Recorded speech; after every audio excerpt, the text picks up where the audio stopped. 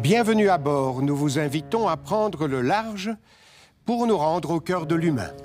Nous allons en effet naviguer à la rencontre de celles et ceux qui ont un jour décidé de marquer le pas pour s'engager pour la santé des plus démunis dans les pays en voie de développement. Ils ont largué les amarres de leur propre vie pour transformer l'existence de milliers de personnes. Qu'ils soient marins, médecins, techniciens, intendants, photographes, chirurgiens, cuisiniers, informaticiens, tous unissent leurs forces et leurs talents pour que chacune de leurs actions se transforme en véritable miracle. Alors, place à l'aventure, donc, dans cette émission de Présence protestante qui commence dans le port d'Anvers. Et pour parler de cela, nous recevons Orlando Furfari. Vous êtes directeur national de Mercy Ships Belgique. C'est exact. Et Fabien Ruel. Bonjour, vous êtes journaliste. Alors, Monsieur Furfari, une première question. Mercy Ships, c'est une entreprise qui est là déjà depuis, à mon sens, plus de 40 ans. Qu'est-ce que ça veut dire? Pourquoi? Quels sont ses objectifs? Eh bien, nous sommes une organisation caritative, effectivement, qui a comme but d'apporter des soins médicaux de haute gamme dans les pays les plus démunis d'Afrique. Donc, nous faisons cela par le biais de 2 navires. Nous avons 2 navires hôpital que nous utilisons pour être amarrés dans des ports africains afin de pouvoir y apporter des soins médicaux de haute gamme. Très bien. Et comment cette idée est venue? Comment est-ce qu'elle a fait son chemin? Quelles sont les personnes qui ont été peut-être des sponsors aussi?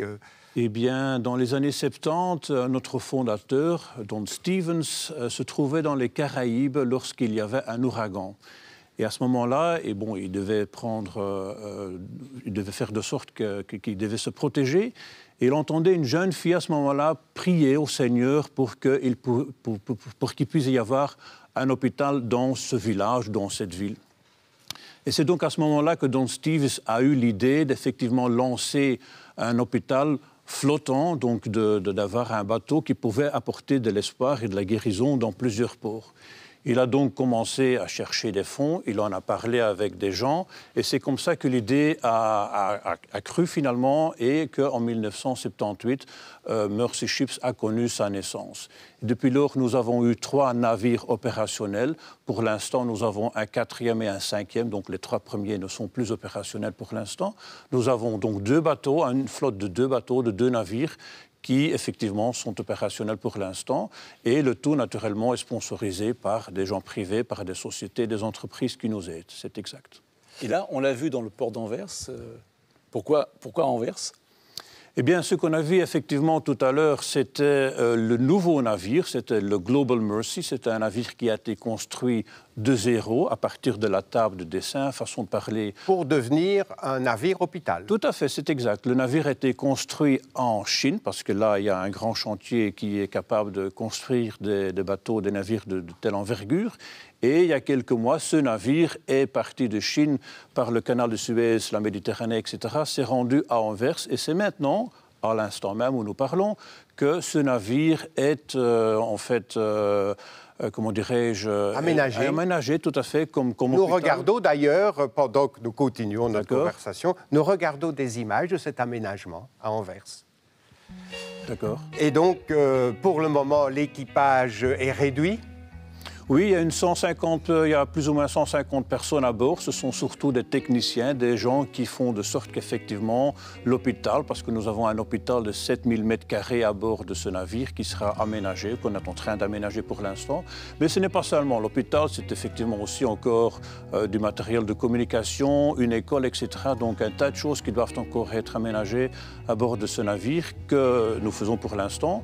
Et donc selon le planning, ce bateau, ce navire devrait être complètement prêt, complètement aménagé pour la fin du mois de février l'année prochaine, où il partira 2022. En 2022, effectivement. Oui. Et donc, fin février, début mars l'année prochaine, en 2022, il partira pour sa première mission au Sénégal. Et combien de personnes travaillent en principe dans ce bateau?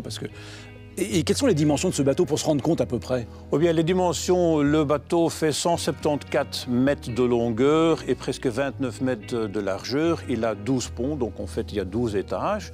Il y a pour l'instant, comme je vous ai dit, il y a 150 personnes à bord qui travaillent pour l'instant, mais une fois le navire complètement opérationnel, il y aura plus ou moins 650 bénévoles à bord. Bon, 650 personnes, ce ne sont pas seulement des médecins, forcément. Il y aura naturellement pas mal de médecins, des chirurgiens, des ophtalmologues, des dentistes, etc., des infirmiers et infirmières. Mais ce n'est pas seulement un personnel médical qui est à bord de ce navire. Il y a également des techniciens, des ingénieurs, des gens qui travaillent dans la machinerie, etc.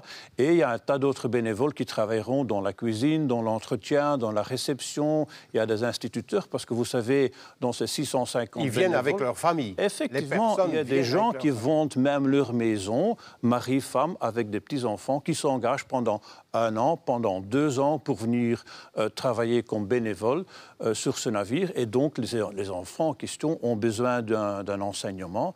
Et il y a donc une petite école, il y a une école qui peut accueillir 50 enfants à bord. Et donc, il y a également des instituteurs français, mathématiques, anglais, etc., qui travaillent comme bénévoles à bord. Donc ce sont quand même des gens qui quittent leur confort. Et pour partir, combien de temps en général? Eh bien, ça dépend un petit peu de votre fonction à bord. Le capitaine, par exemple, on demande un contrat, un engagement du capitaine pendant 2 ans. On ne va pas changer le capitaine tous les 15 jours, ça va de soi. Mais il y a d'autres fonctions qui sont pendant 3 mois, 6 mois, 1 an à bord de ce navire, effectivement. Et puis, ça dépend aussi un petit peu le besoin. Si nous avons un grand besoin d'un chirurgien qui est spécialisé dans, je ne sais pas moi, des tumeurs dans la nuque, par exemple, et nous en trouvons un qui est à dispo pendant 1 mois, eh bien, nous sommes preneurs pour avoir cette personne à bord pendant 1 mois. D'autres personnes qui travailleront dans la cuisine, par exemple, vont s'engager pendant 3 mois ou 6 mois. Et vous avez dit, ce sont donc des bénévoles? Tout le monde est bénévole, tout à fait, et non seulement bénévole. Y compris l'équipage, y compris le personnel technique. Le capitaine, le navire, tout à fait. Tout le monde. Donc, il y a 650 personnes à bord de ce navire. Ce sont tous des bénévoles. Non seulement ce sont des bénévoles, mais ils payent également pour leur déplacement vers le pays africain en question, vers le port en question où se trouve le navire à ce moment-là, premièrement. Et deuxièmement, ils payent également pour leur séjour, donc pour la nourriture qu'ils consomment. Mais il faut être riche pour aller chez vous. Oh, je ne dirais pas qu'il faut être riche. Il y a beaucoup de bénévoles qui ont un sponsor ou des sponsors. Ce sont des gens souvent d'origine chrétienne ou des chrétiens tout simplement, dont leur église leur soutient avec 200-300, enfin je ne connais pas le montant, mais leur église leur soutient mensuellement avec un certain montant. Il y a la famille, les amis, etc. Et donc tout cela ensemble font de sorte que les gens en personne qui à ce moment-là forcément n'ont pas de revenus parce qu'ils ne travaillent pas rémunérés, donc ils ont un revenu de cette façon-là, de façon qu'ils puissent payer pour leur bénévolat à bord de ce navire, effectivement. C'est vraiment du bénévolat.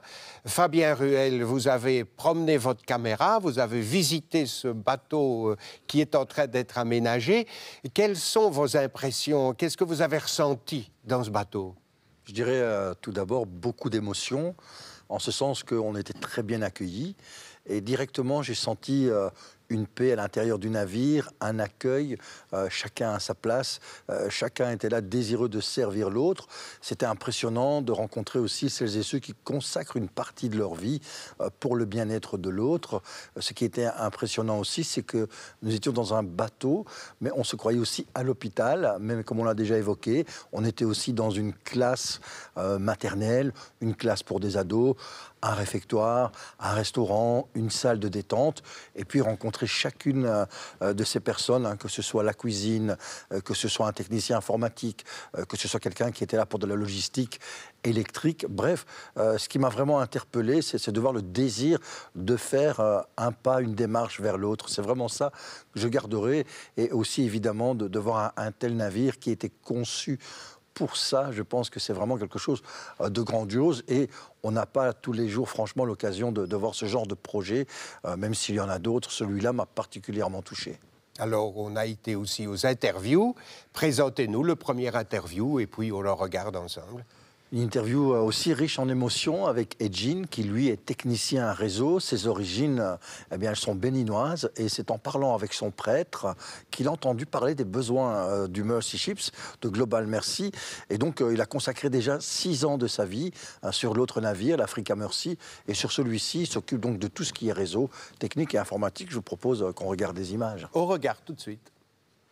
Nous sommes tous bénévoles, nous n'avons pas de salaire et nous vivons sur le bateau.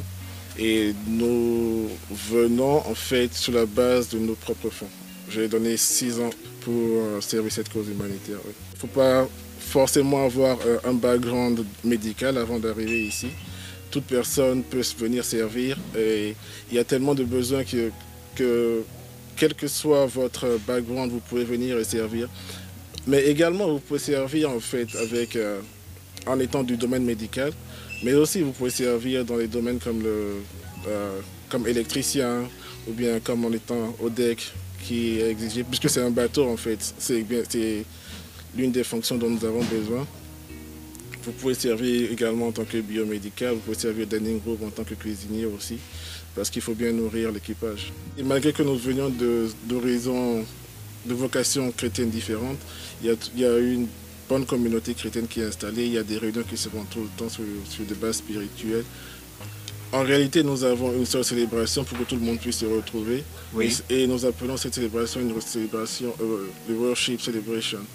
Donc ça se passe généralement les dimanches où nous lisons des versets bibliques et ensuite nous chantons et nous recevons aussi des enseignements sur la Bible. Ce qui veut dire qu'en fait, ça ne se base pas sur un certain modèle de chrétienté, mais en fait, nous avons mis en place un système pour que tout le monde puisse se retrouver et adorer Dieu d'une seule façon. La célébration que nous faisons le dimanche, elle a lieu dans la soirée, ce qui permet dans la matinée à tout le monde de pouvoir vaquer aux normales célébrations traditionnelles que ces personnes ont chez elles. Dans la matinée, les gens peuvent aller faire leurs célébrations ordinaires comme ils le font chez eux. Et dans la soirée, on se réunit tous ensemble. Nous avons une équipe de chaplaincy, un département appelé chaplaincy de la chapelle, et généralement les enseignements sont donnés par le chaplain en chef ou alors par d'autres volontaires du bateau qui sentent le besoin de partager un certain enseignement. Edjin vient de nous parler de communauté. Alors 600 personnes, il faut créer une communauté. Et là, c'est une communauté, en plus, il dit chrétienne. Tout le monde est chrétien à bord ou peut y en avoir d'autres? Mais écoutez, nous sommes une organisation ouverte à tout un et chacune. Donc effectivement, comme vous le dites, nous suivons l'exemple du Seigneur Jésus qui a dit qu'il faut prendre soin les uns les autres. D'ailleurs, lorsque vous rentrez dans le bateau, au 5e étage, vous verrez une plaque qui dit « Nous suivons l'exemple du Seigneur Jésus qui date de 2000 ans ». Mais nous sommes une organisation ouverte à tout le monde. Donc effectivement, la plupart des personnes sont chrétiens ou chrétiennes, mais il y a tout aussi des personnes qui ont d'autres convictions. Il y a des études bibliques, effectivement, il y a des moments de prière, mais personne n'est obligé à y participer. C'est dans l'Évangile que vous allez trouver, dans le terreau de l'Évangile, que vous trouvez vos motivations? Nous sommes effectivement une organisation chrétienne, il ne faut pas le nier. Nous avons effectivement décidé, il y a déjà longtemps, quand nous avons été lancés en 1978 par le fondateur, de suivre l'exemple du Seigneur Jésus qui a dit qu'il faut prendre soin les uns des autres. Donc effectivement, nous sommes une organisation chrétienne, sans aucun doute, mais nous sommes ouverts à d'autres personnes qui n'ont pas la même conviction. On sent vraiment un esprit de famille. Évidemment, nous n'avions pas... Lorsque nous avons visité votre bateau, nous n'avions pas les 600-650 personnes déjà présentes, puisqu'il est en train d'être aménagé, mais on sentait déjà une atmosphère paisible, de grand accueil, de sourire. Vous savez, si l'on vit avec 650 personnes sur une surface quand même assez limitée, parce que pas tout le monde se rend dans l'hôpital et pas tout le monde se rend dans la salle des machines, donc si l'on vit avec 650 personnes dans une superficie assez limitée, eh bien effectivement, il faut une ambiance conviviale, il faut être non seulement collègues sur le bateau, mais il faut être amis, effectivement. Et nous voyons qu'effectivement, il y a certaines communautés qui se forment et qu'il y a des amitiés qui se forment au sein du navire. Et bon, du fait que beaucoup de personnes sont chrétiens, ça aussi, ça crée un lien, effectivement. Petite question, la langue parlée sur ce bateau, puisque c'est des gens de toutes les nations, c'est l'anglais? Oui, tout à fait. Donc, il y a des gens, des bénévoles qui viennent de tout le monde. En fait, on a des nationalités, je pense qu'on a 50, 60, voire même 70 nationalités différentes au bord du navire. Tout le monde doit, là c'est impératif, tout le monde doit parler l'anglais. Par contre, si nous sommes dans un pays africain francophone, là nous travaillons avec des traducteurs. Donc, on parlait de bénévoles tout à l'heure, nous avons besoin également de traducteurs qui puissent traduire entre, forcément dans ce cas-ci, le français et le médecin, par exemple, qui parle l'anglais. Donc, effectivement, la langue commune est l'anglais, tout à fait. Ça a déjà été dit, mais ça vaut la peine qu'on s'y arrête. Il n'y a pas que des médicaux sur ce navire. Il y a toutes sortes de professions. Et vous pouvez en énumérer peut-être des professions auxquelles nous ne penserions pas comme cela, que vous avez besoin et qui sont fondamentales. Eh bien, nous sommes un navire qui apporte des soins médicaux, donc forcément il y a des médecins. Tout le monde le sait, tout le monde y pense tout de suite. Mais comme nous l'avons déjà dit, on a besoin d'instituteurs. Il y a 650 bénévoles. Ça veut dire que nous avons besoin d'une cuisine qui peut prévoir plus ou moins 2000 repas par jour de moyenne. Et donc, nous avons besoin de pas mal de personnes qui travaillent dans les cuisines. Ce sont des cuisiniers, mais ce sont également des gens qui font la vaisselle. Il faut nettoyer le navire. Donc, il y a 650 personnes qui se baladent dans le navire. Eh bien, ça salit d'une façon ou d'une autre. Il faut des gens qui nettoient le navire. Il y a des gens à la réception, il y a des gens qui travaillent dans la communication, des gens qui travaillent dans les communiqués de presse, etc. Donc, des techniciens aussi, beaucoup de techniciens à bord du navire. Donc, n'importe quelle profession peut, d'une façon ou d'une autre, être intégrée au sein du navire, sans aucun doute. Et on a entendu qu'il y avait un aumônier, il y a peut-être un ou plusieurs aumôniers d'ailleurs. Il joue un grand rôle pour faire cet esprit de communauté, pour souder un peu les gens entre eux. C'est une bonne question, mais vous savez, les gens, les bénévoles qui se rendent vers le navire sont déjà formés en avance, ils savent déjà à quoi ils vont commencer. Il y a une formation avant qu'ils montent à bord, il y a une formation, ils sont préparés. Il y a une petite formation qui s'appelle Introduction to Mercy Ships, donc ils savent déjà de quoi il s'agit, ce qu'ils vont faire, avec qui ils vont travailler, dans quelle chambre ils vont dormir, etc. Donc l'aumônier, effectivement, a un rôle très important, mais plus important aussi, c'est la préparation en avance avant d'aller au navire. Tout à fait. Alors, nous allons continuer notre visite du navire, Fabien. Qu'est-ce que vous allez nous montrer? Un navire de 10 étages, avec forcément différentes couches. On a parlé de l'hôpital, on a parlé de la détente, de l'éducation. Et nous sommes montés dans ce qu'on pourrait appeler le Saint des Saints. Nous ne sommes pas montés en Israël, à Jérusalem, mais bien dans la cabine, non seulement de pilotage, mais aussi sur le pont principal, où on a pu découvrir pas mal de choses, et notamment rencontrer le capitaine. Et là aussi, c'était très touchant de voir la consécration de cet homme, qui a d'ailleurs rencontré, pour la petite histoire, quelqu'un de très sympathique sur le bateau, mais on lui laissera le soin d'en parler d'ici quelques instants. Et nous avons donc rencontré le capitaine qui nous partageait sa vie, sa vision, son engagement. Mais comme disait aussi Orlando, on a eu l'occasion de parler communication, puisque c'est la clé. Et donc, dans cette équipe du Global Mercy, il y a aussi la communication. Et nous avons rencontré la cinéaste, la photographe, qui met un peu en image ce qui se passe sur le bateau. Et je vous laisse le soin d'expliquer, ainsi que le capitaine. Alors, nous regardons ce reportage. J'ai eu le plaisir d'aller plusieurs fois en Afrique. J'ai vu des enfants et des adultes d'ailleurs aussi qui étaient dans le besoin médicaux. Et donc, lorsque j'ai reçu la possibilité de m'engager, ça m'a touché. Et effectivement, c'est ma façon d'apporter une aide aux gens en Afrique. Je suis fortement réjoui de voir que l'équipe des bénévoles ici forme une équipe très close. Et ça me réjouit beaucoup de pouvoir travailler avec ces gens-là. Je travaille pour Mercy Ships depuis 1979 et pour l'instant je suis capitaine ad interim, façon de parler, donc je remplace un autre capitaine pour l'instant, mais j'ai travaillé pour Mercy Ships dans plusieurs fonctions. Eh bien, je suis effectivement quelqu'un d'une formation de marine et donc, vu mon background comme chrétien, j'ai trouvé la possibilité de combiner les deux choses importantes dans ma vie, à savoir mon job comme responsable sur un navire d'un côté et d'autre part ma conviction chrétienne. C'est un privilège pour moi de pouvoir travailler sur ce navire et ce que je voudrais encore souligner, c'est que nous avons toujours besoin de bénévoles, donc n'hésitez pas à nous contacter si vous ressentez le besoin ou si vous voulez effectivement faire partie de notre famille, parce qu'effectivement Mercy Ships est une organisation très chouette pour travailler. J'ai choisi de travailler pour Mercy Ships il y a 2 ans parce que je voulais trouver une possibilité de combiner ma conviction chrétienne avec mon métier professionnel qui est photographe. Je crée les histoires afin que d'autres personnes qui ne sont pas bénévoles puissent voir comment la vie d'un bénévole à bord du navire de Mercy Ships se déroule, afin d'effectivement les motiver pour postuler aussi à bord de notre organisation. Orlando, pouvez-vous nous expliquer un peu comment vous allez vers des pays? Donc c'est l'Afrique, c'est les pays qui vous appellent, c'est vous qui choisissez. Comment ça se passe? Eh bien, nous avons notre maison mère au Texas, aux États-Unis, mais nous avons également un bureau africain à Cotonou, au Bénin. Et à partir de ce bureau-là, nous avons des contacts avec beaucoup de pays, c'est-à-dire les autorités locales des ports, les autorités politiques, le président même, etc. Et donc, nous sommes en négociation avec ces personnes-là pendant plusieurs années. Il faut donc savoir qu'avant qu'un navire, un de nos navires, avant que le navire en question entre dans le port, il y a eu 1 an, 2 ans de négociations auparavant. Et non seulement des négociations avec le président, avec le ministre de la Santé, avec les autorités du port, etc. Mais nous avons fait un screening également pour voir quels sont les besoins médicaux dans cette région. Y a-t-il beaucoup de gens avec une tumeur? Y a-t-il beaucoup de gens avec la lèvre et le palais fendus, par exemple? Y a-t-il beaucoup de cas de cataracte, etc.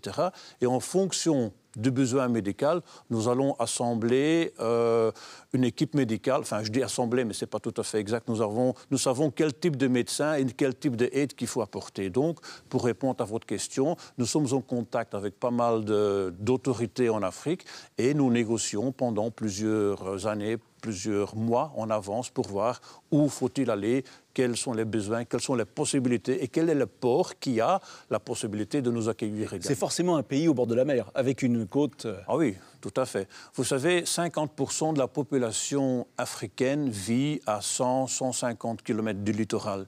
Donc, si vous voulez apporter une aide médicale, un bateau, un navire, c'est le moyen idéal. Premièrement, parce que il y a tout à bord, premièrement. Deuxièmement, à bord, nous avons non seulement l'hôpital pour aider les gens, mais nous avons aussi un centre de formation où nous formons les professionnels. Donc, parallèlement aux soins, vous formez du personnel qui est du personnel pris sur place dans ce pays. Tout à fait. Nous travaillons en fait sur 3 piliers. Les soins médicaux, dont nous avons déjà parlé, mais nous faisons de sorte aussi que nous formons des spécialistes de la santé, des chirurgiens, des médecins, des infirmières, etc., locales dans le pays en question, dans la région où nous nous trouvons, deuxièmement. Et troisièmement, nous faisons également, comment dirais-je, nous renouvelons des hôpitaux et des hôpitaux et des infrastructures existants afin que les gens que nous formons là-bas puissent, une fois que le navire est parti, puissent continuer leur travail dans un hôpital local. Tout à fait. On pourrait aussi se poser la question, pourquoi ne pas construire un hôpital dans ces endroits et aller en navire? Oui, c'est une bonne question. Il y a déjà beaucoup d'organisations chrétiennes caritatives qui font cela, qui construisent des hôpitaux, etc. Nous avons choisi par contre de faire la même chose, mais par le biais d'un navire, parce que une fois la plupart des cas soignés sur place, la plupart des opérations effectuées, etc., il suffit tout simplement, façon de parler, de larguer les amarres et de partir vers un autre port, 500 km, 1000 km plus loin, et de recommencer notre mission là-bas, voyez-vous. Comment sont choisis les gens qui vont venir sur le bateau être soignés? C'est les autorités locales qui choisissent? Non, ce sont nos gens personnels. Ce sont les gens déjà à l'avance de Mercy Ships. Ce sont des médecins qui travaillent pour Mercy Ships et qui vont voir, voilà, telle personne je vous donne un exemple, une situation d'un cataracte qui est évoluée à telle sorte qu'effectivement une intervention médicale, une opération s'impose, eh bien cette personne sera sélectionnée et donc non seulement les cataractes, mais toutes les choses que nous faisons. D'ailleurs, maintenant qu'on parle des cataractes, il est important de souligner que nous n'apportons pas seulement l'aide médicale, enfin c'est ce que nous faisons effectivement, mais si quelqu'un, après une simple opération de cataracte, puisse voir de nouveau, cela a un impact sur la vie de cette personne. Il peut, ou il ou elle, peut de nouveau aller travailler, ce qui signifie qu'il aura de l'argent, ce qui signifie que ses enfants pourront aller à l'école, ce qui signifie qu'il pourra de nouveau être une plus-value dans sa communauté, etc.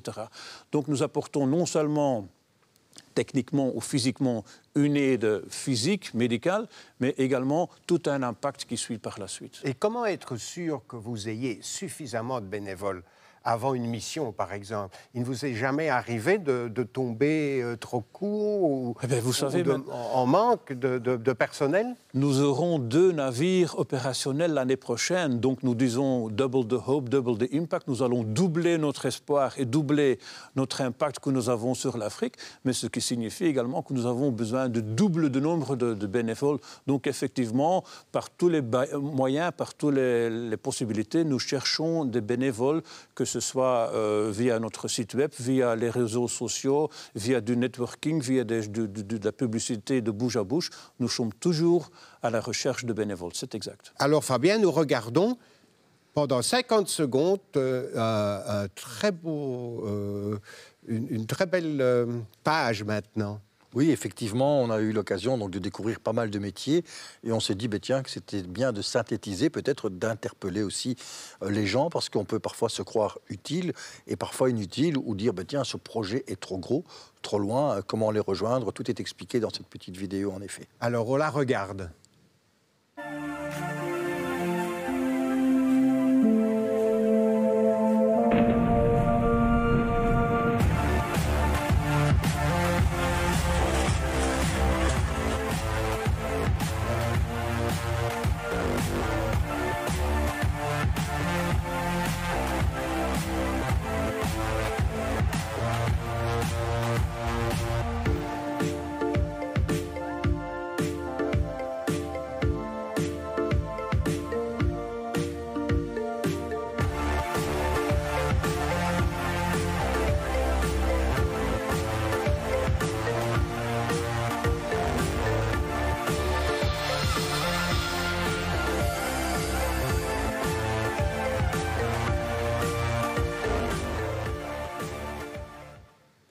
Si vous vous intéressez à Mercy Ships, il y a d'ailleurs une bande dessinée qui vient de paraître, Bob et Bobette, bien connue en Belgique, qui traite de Mercy Ships.